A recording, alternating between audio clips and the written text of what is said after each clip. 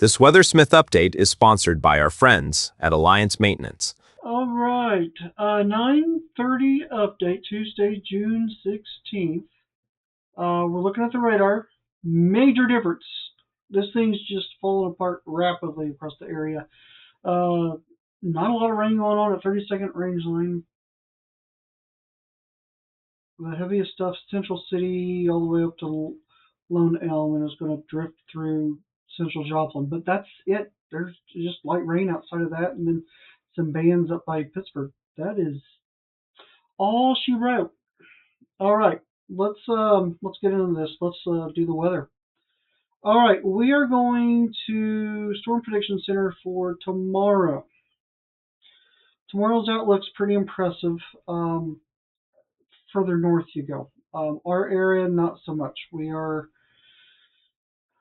depending on your location, slight risk or marginal risk.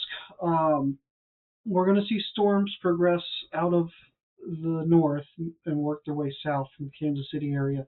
Things are going to really ramp up during the early, mid-evening to late evening time frame. As the storms progress and sink south, they're going to more transition over from severe weather over to more of a flood situation. Breaking it down here, tornado risk, there is one to far northern counties. Wind risk, the dashed area is 65 to 70 mile per hour winds. Higher chances, of course, northern counties. Hill risk, the dashed area and points north up to Lime Size Hill. So there's some threats out there. Switching over to excessive rainfall outlook, tomorrow's outlook has a majority, if not half, the area under a slight risk for flooding, and then everybody else under marginal risk. So that gives you an idea. These things are going to push through. As they're pushing through, they're relatively on the strong side, and they just kind of hit a wall. So all that energy goes to rain, and we see that based off the models. All right, let's switch over to the model, and we will run it through. All right, this is the NAM. We'll just play it through. This is 3 o'clock, 4, 5 o'clock. This is all tomorrow. 6 o'clock, 7 o'clock, 8 o'clock, 9. So early, there was a few model runs a while back that did show this. And I kind of just went, yeah, we'll see. And then this just came back in the latest run. So tomorrow morning, we'll go through this and see what changes. So we'll play this on 10 o'clock, 11, midnight. Okay, so let's backtrack 3 here. So by 10 p.m., here's your energy, here's your main system starting to work its way into Pittsburgh, northern Jasper County. Yes, there's going to be some isolated areas of severe weather with this. I see a few areas of QDLS, but I think the majority of this hail high winds. Okay, now as we transition from 10 p.m.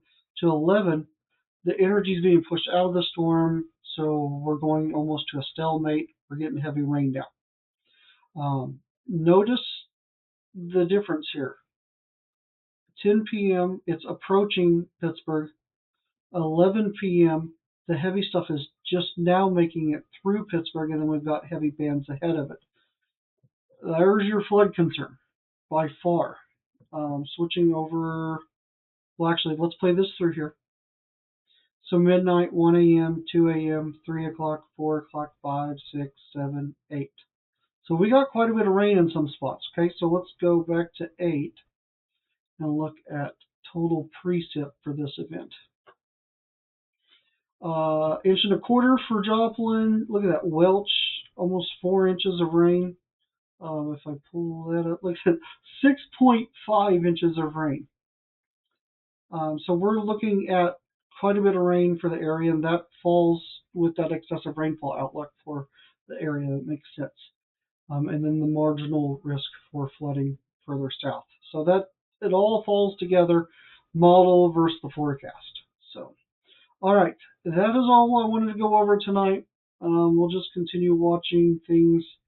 Let's switch back over to site scan here. The rain is tapering off on the north side of Joplin now, and it'll continue working its way southeast. Maybe some sprinkles for Neosho as well, and then I think it's just going to just fizzle out from that point on. All right. Have a fantastic night, everybody. I'll talk to you all tomorrow morning.